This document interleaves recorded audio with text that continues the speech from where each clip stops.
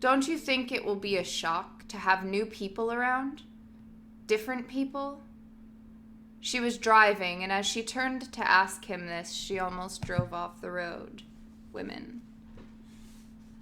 I suppose. Parties had already landed in Borealis and Acidalia, and the videotapes of them had been a shock. You could see it in people's faces. As if aliens had arrived from space. But so far, only Anne and Simon had met with any of them in person, running into a rover expedition north of Noctis Labyrinthus. Anne said it felt as if someone had stepped out of the TV. My life feels like that all the time, Maya said sadly. Michel lifted his eyebrows. The Maya program would not have said that. What do you mean? Oh, you know, half the time it seems like one big simulation, don't you think? No. He considered it. I don't. It was all too real. In fact, the cold of it seeping up through the rover seat deep into his flesh. Inescapably real, inescapably cold. Perhaps as a Russian, she didn't appreciate that. But it was always cold. Even at noon on a midsummer's day, with the sun overhead like an open furnace door blazing in the sand-colored sky, the temperature would be at best 260 Kelvin, meaning negative 15 degrees Celsius. Cold enough to push through the mesh of the walker and make each move a little diamond pattern of hurt. As they approached Underhill, Michel felt the cold pushing through the fabric into his skin, and he felt the too cool oxygenated air expand out of the mouthpiece deep into his lungs. And as he glanced up at the sand horizon and the sand sky and said to himself, and he glanced up at the sand horizon and the sand sky and said to himself, I am a diamondback snake, slithering through a red desert of cold stone and dry dust. Someday I will shed my skin like a phoenix in a fire, to become some new creature of the sun, to walk the beach naked and splash in warm salt water.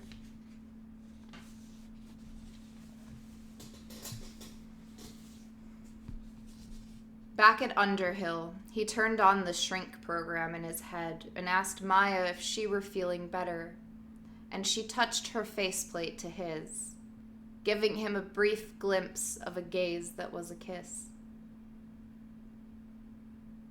You know I do, her voice said in his ear. He nodded. I think I'll go for another walk then, he said, and did not say, but what about me? What will make me feel better? He willed the movement of his legs and walked off. The bleak plain surrounding the base was a vision out of some post-Holocaust desolation, a nightmare world.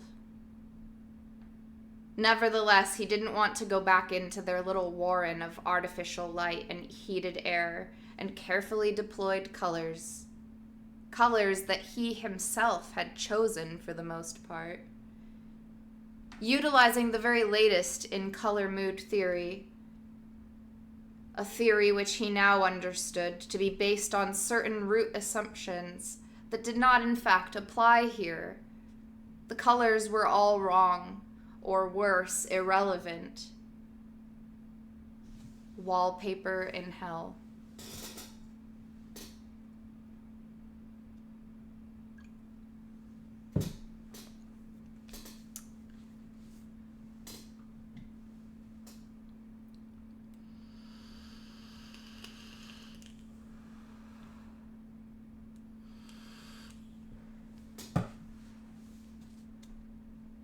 Wallpaper in hell. The phrase formed in his... Oh, I repeated it, but it wasn't written. The phrase formed in his mind and pushed at his lips. Wallpaper in hell. Wallpaper in hell. Since they're going to go crazy anyway. Certainly, it had been a mistake to only have one psychiatrist along. Every therapist on Earth was also in therapy. It was part of the job. It came with the territory. But his therapist was back in Nice, 15 time-slipped minutes away at best. And Michel talked to him, but he couldn't help. He didn't understand. Not really. He lived where it was warm and blue. He could go outside. He was, Michel presumed, in reasonably good mental health. While Michel was a doctor in a hospice, in a prison, in hell. And the doctor was sick. He hadn't been able to adapt. People were different in that regard. It was a matter of temperament. Maya, walking toward the locked door, had a temperament quite different from his, which somehow enabled her to be completely at home here. To tell the truth, he didn't think she really noticed her surroundings much in any case. And yet, in other ways, he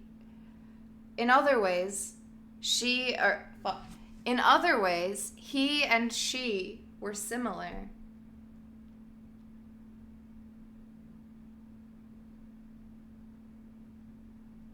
It had to do with the lability stability index, with the lability stability index. It had to do with the lability stability index and its particular emotionality. They were both labile.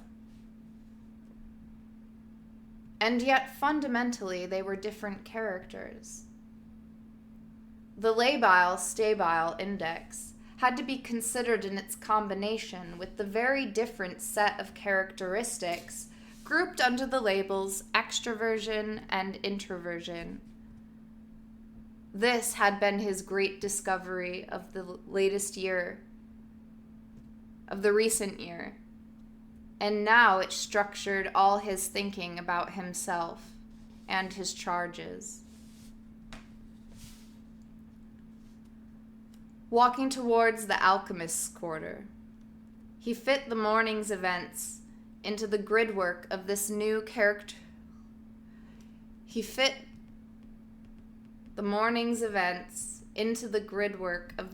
characterological system. Extroversion, introversion was one of the best studied systems of traits in all psychological theory, with great masses of evidence from many different cultures supporting the objective reality of the concept. Not a simple duality, of course.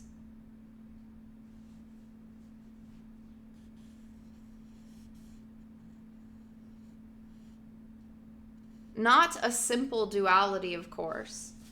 One did not label a person plainly this or plainly that,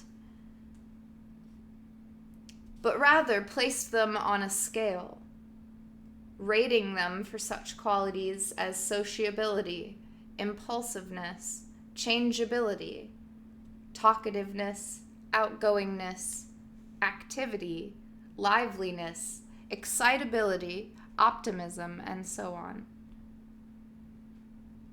These measurements had been done so many times that it was statistically certain that the various traits did indeed hang together. to a degree that exceeded chance by a huge amount. So the concept was real, quite real. In fact, physiological investigations had revealed that extroversion was linked with resting states of low cortical arousal, introversion with high cortical arousal. This had sounded backwards to Michel at first, but then he remembered that the cortex inhibits the lower centers of the brain, so that the low cortical arousal allows the more uninhibited behavior of the extrovert, while high cortical arousal is inhibitory and leads to introversion. This explained why drinking alcohol, a depressant which lowers cortical arousal, could lead to more excited and uninhibited behavior.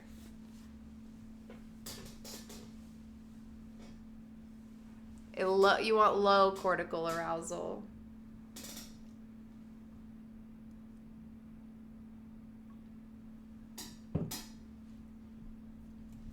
Inverted colon, no tearing, just inversion.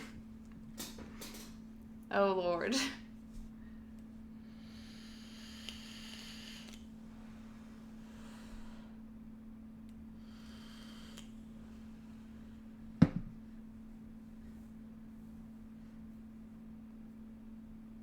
Wait, what does inverted mean?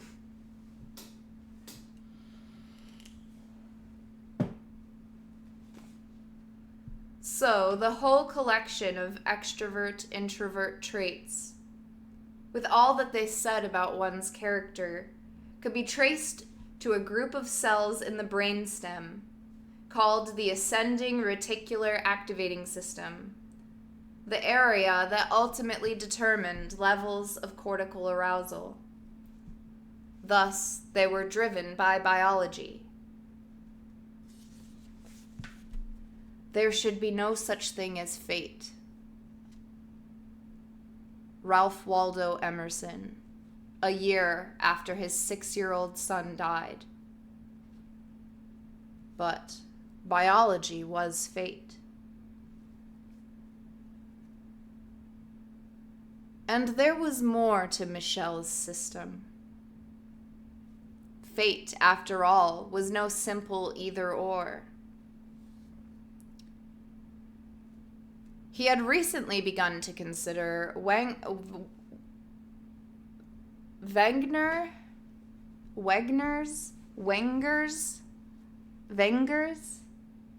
He had recently begun to consider, I can't decide how to pronounce the W. W-E-N-G-E-R, Wenger's index. Wenger's index, yeah. German W, Wenger.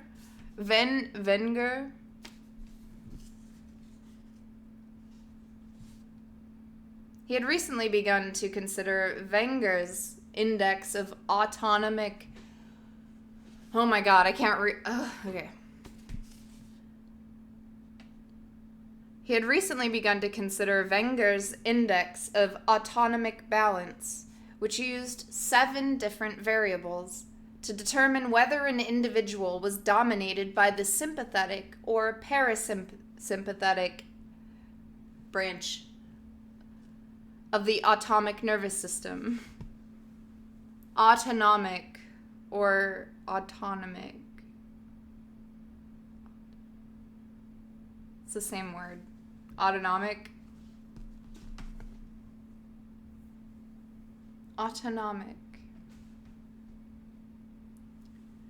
He had recently begun to consider Wenger's index of autonomic balance, which used 7 different variables to determine whether an individual was dominated by the sympathetic or the parasympathetic branches of the autonomic nervous system. The sympathetic branch responds to outside stimuli and alerts the organism to action, so that individuals dominated by this branch were excitable. The parasympathetic branch, on the other hand, habituates the alerted organism to the stimulus and restores it to its homeostatic balance, so that individuals dominated by this branch were placid. Duffy had suggested calling these two classes of individuals labiles and stabiles.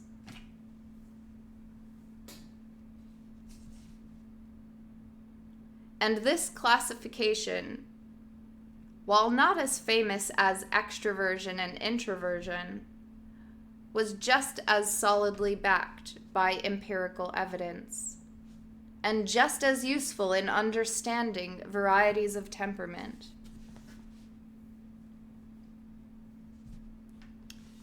Now, neither system of classification told the investigator all that much about the total nature of the personality being studied.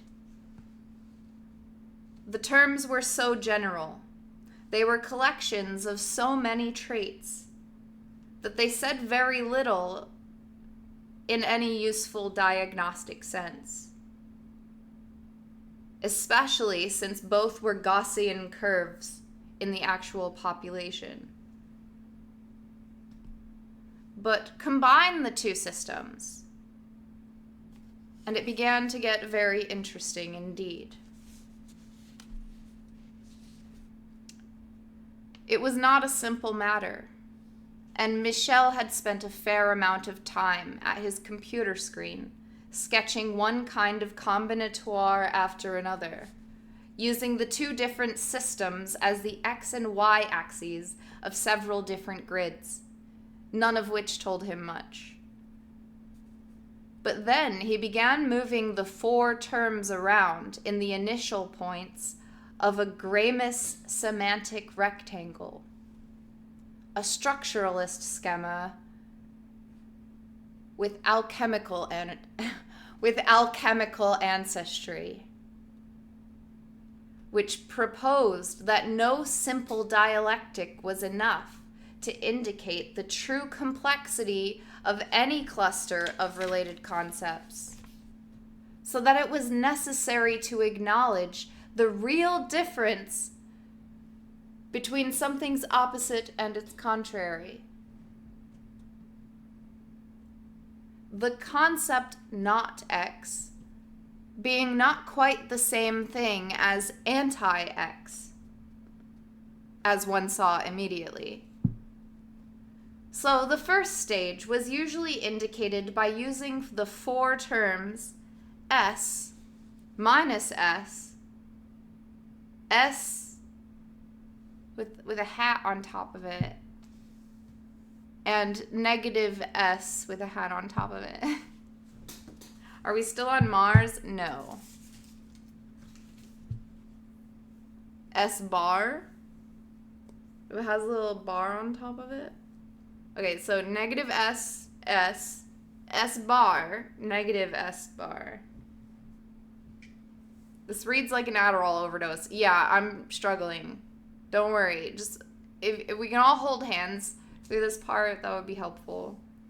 Sbarro pizza.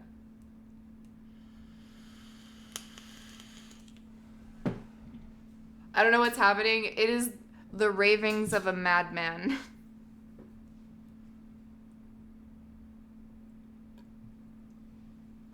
But that madman is also our narrator for now. Oh, thank you, Purple Wayne. I am not a mathematician, so I needed that.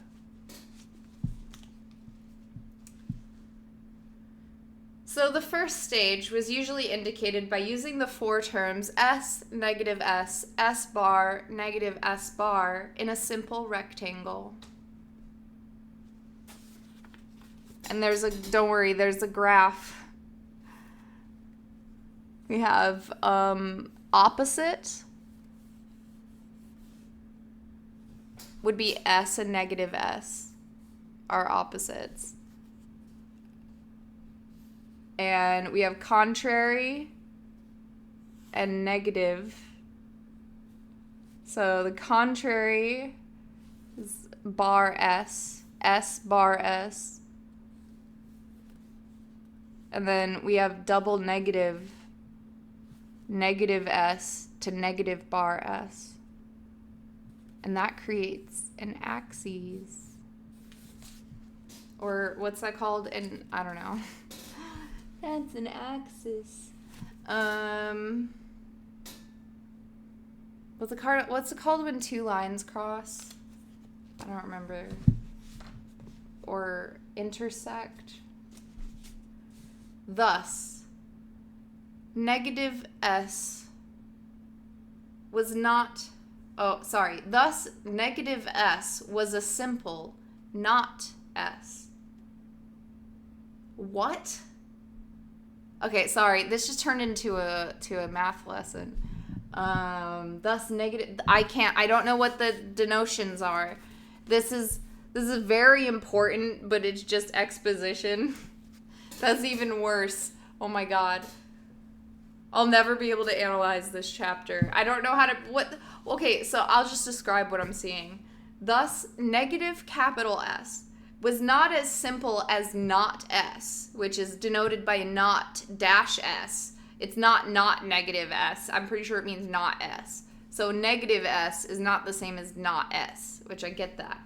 But then, and small s. It's not even lowercase. It's small. There's a small s. And s. So like s itself. Is that what that means? Like s. S itself was the stronger anti-s. Well, negative small s was for the... What is small s? Is that in the diagram? That's not even in the diagram. This... Bullshit. I cannot fail this quiz because it wasn't in our reading. Okay? The small s was the stronger... Is that not s? Well, the negative small s was for... So the s was the stronger anti-s, while negative s was for the Michel skull-cracking negation of a negation, either a neutralizing of the initial opposition or the union of the two negations. In practice, this often remained a mystery or koan, but sometimes it became clear as an idea that completed the conceptual unit quite nicely. All right, I'm waiting. As in one of Gramsci's examples. Oh my god, I love the example. I love it. Okay, so the example is allowed marriage is an S. Negative S is not allowed. AKA female adultery. So, we have allowed female marriage and not allowed female fornication. It's S and negative S.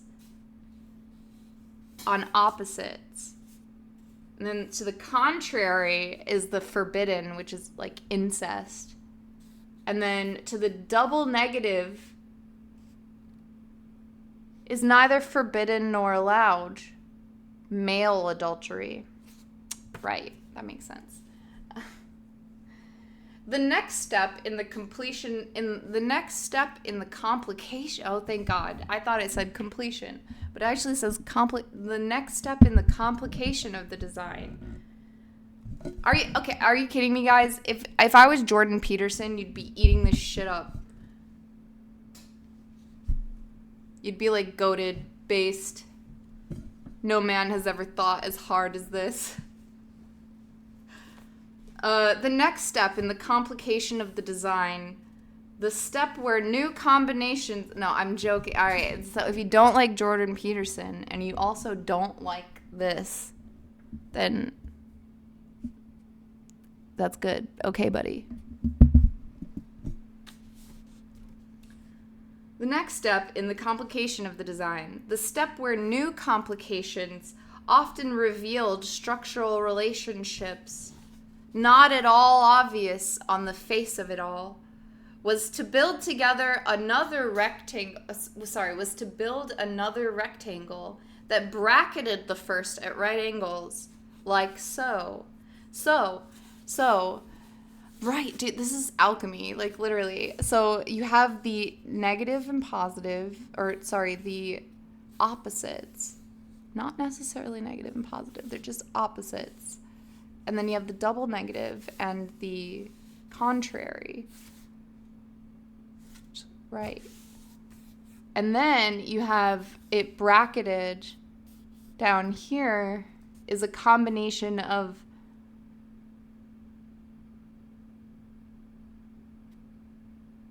what was it called? What's it called when it's wearing a hat? I forgot. This is why I failed math class, by the way. Bar. Okay, negative S bar and S bar. Negative S bar and S bar, which is contrary to S, but it's not the same as being negative S. So negative S and negative S bar goes to a combination of S and S bar, or on the other angle, combination of negative S and S bar, or S and negative S bar, or negative S. It's just S or negative S for the opposites, you know. So the opposite of no, it's a combination. I get it. So it's, and then at the top, I probably read this wrong, like in the wrong order, but combination of S and negative S. And Michelle stared at this schema with extroversion, introversion, lability, and stability at the first four corners, and he considered their combinations. And then everything had suddenly fallen into focus.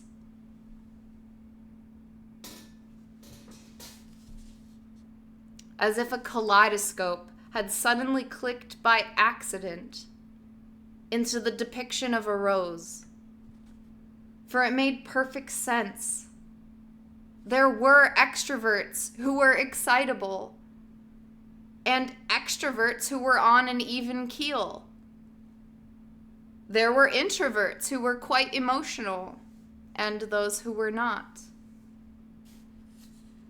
He could immediately think of examples among the colonists of all four of the types. When considering names to give these combined categories, he had to laugh. Unbelievable. It was ironic at best to think that he had used the results of a century of psychological thinking and some of the latest laboratory research in psychophysiology, not to mention a complicated apparatus from structuralist alchemy, all in order to reinvent the ancient system of the humors. Da Vinci.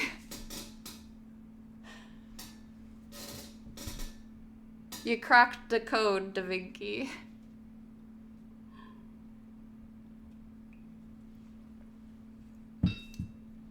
But there it was.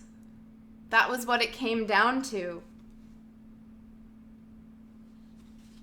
For the northern combination, extroverted and stabile, was clearly what Hippocrates, Galen, Aristotle, Trismegistus, Wundt, and Jung would have called.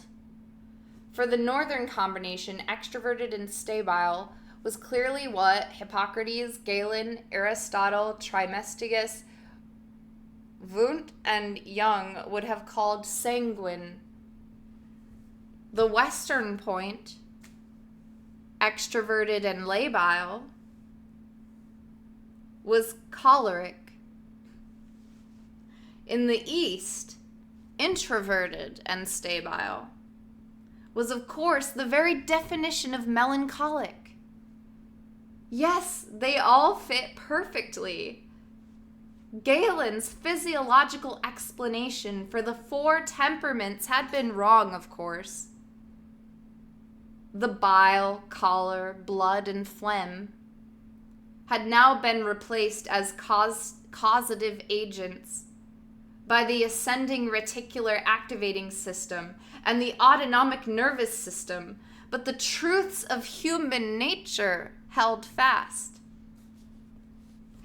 And the powers of psychological insight and analytic knowledge and analytic logic of the first Greek physicians had been just as strong, or rather stronger by far, than that of any subsequent generations, blinkered by an often useless acclamation of knowledge.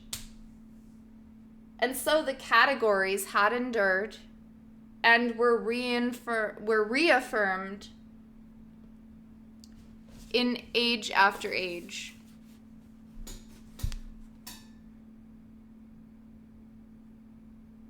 So he has his diagram. Extrovert is contrary to introvert, but the opposite of an extrovert is stable. And the double negative, is that a typo? This says liable. That doesn't say labile.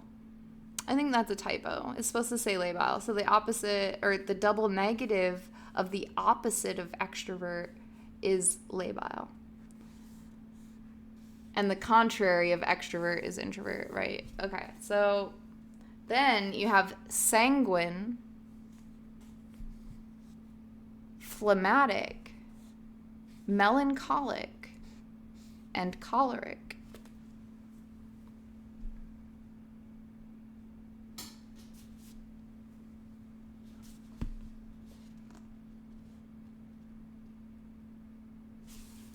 Michel found himself in the alchemist's quarter. The alchemists is what they call the chemical engineers.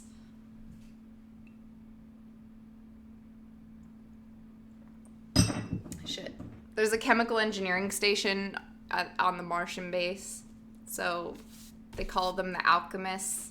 They call the nuclear power plant Chernobyl. It's like a fantasy setting, you know?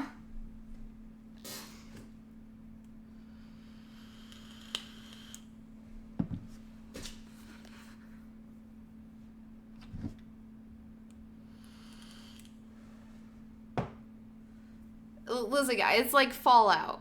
Alright, chat? It's like Fallout. Michel found himself in the alchemist's quarter. He exerted himself to pay attention to it. Here, men used arcane knowledge to make diamonds out of carbon. And they made it so easily and so precisely that all their window glass was coated in a molecular layer of diamond to protect it from the corrosive dust. And their great white salt pyramids, one of the great shapes of ancient knowledge, the pyramid, were coated in layers of pure diamond. And the one molecule diamond coating process was just one of thousands of alchemical operations performed in these squat buildings.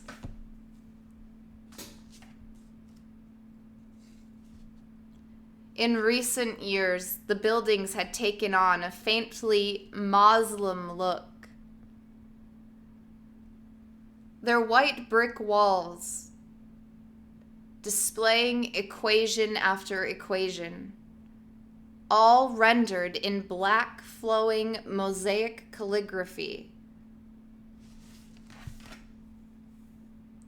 Michel ran into Sachs, who was standing next to the terminal velocity equation, displayed on the wall of the brick factory. As you do, you know. and he switched to the common band. Can you turn lead into gold? Sax's helmet tilted quizzically. Maybe, he said. A little of it, anyway. But it would be hard. Let me think about it some. Saxifrage Russell.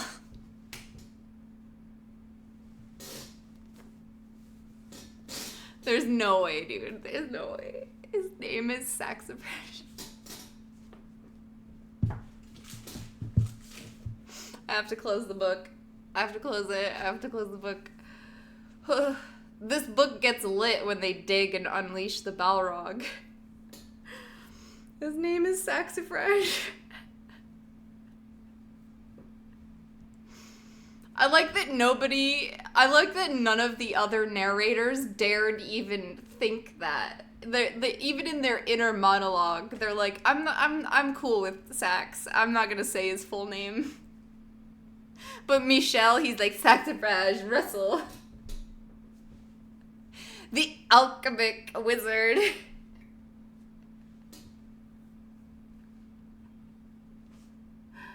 Sassafras.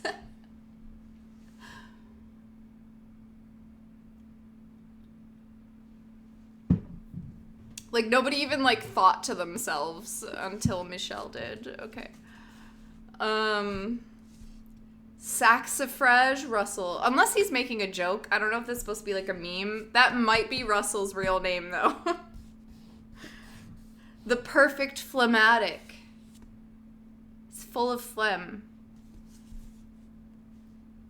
The really useful part of mapping the 4 temperaments into the semantic rectangle was that it immediately suggested a number of basic structural relationships between them, which then helped Michel to see their attractions and antagonisms in a new light.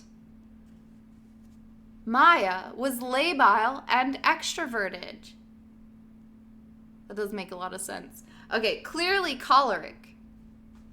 And so was Frank. And both of them were leaders. And both were quite attracted to each other. Or both were quite attracted to the other.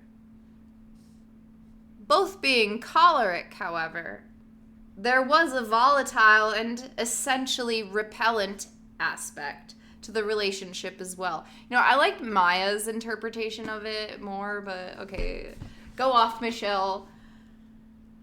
Both were choleric, so there was a natural, you know, like magnets. How do they work?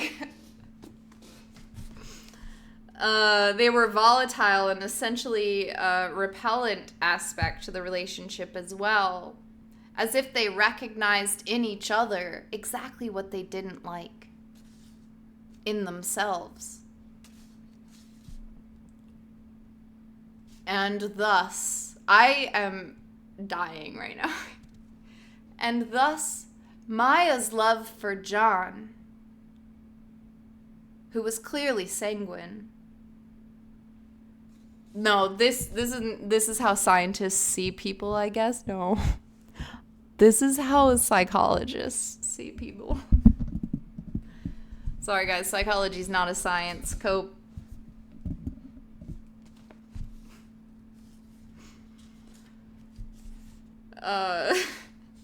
This is also how philosophers see people, by the way. So next time you're watching your favorite streamer and they're like, oh, I like philosophy. This is also how philosophers see the world. That's not science. Only science can weigh the human soul.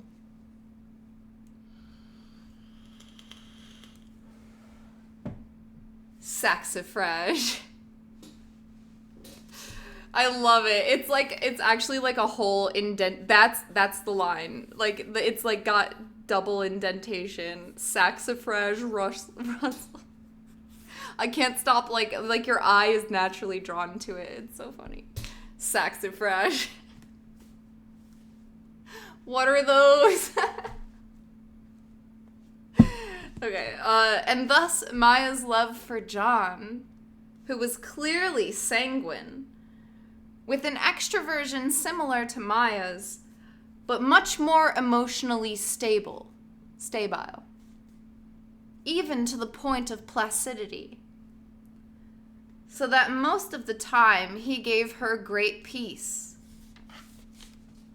like an anchor to reality, which then occasionally rankled. And then John's attraction to Maya, the attraction of the unpredictable, perhaps. The spice in his hearty, bland happiness. Sure, why not? You can't make love to your fame, even though some people try. Okay, I just want to, applaud. This is great. This is awesome.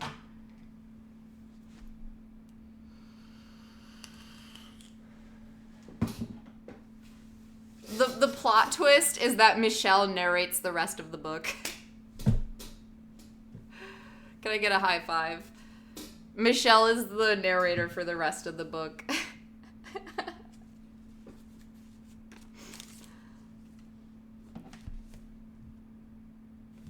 Yet, for 200 years, for the next 200 years, it's just Michelle's working on his theories. I've made love to my fame. Dullest 20 seconds of my life. Michelle, 150 years from now, quote. Okay, yet, there were a lot of sanguines in the first 100. Probably the psychological specs for selection to the colony preferred the type. Arcady, Ursula, Phyllis, Spencer, Yelly. Yes. And stability, being the most preferred quality among the selection. And stability being the most preferred quality for selection, there were naturally a lot of phlegmatics among them as well. Nadia, Sachs, Simon Fraser, perhaps Hiroko. The fact that no one could be sure about her tended to support the guess. Vlad, George, Alex. Okay, I have to pee again. I'll be right back. Thank you for listening.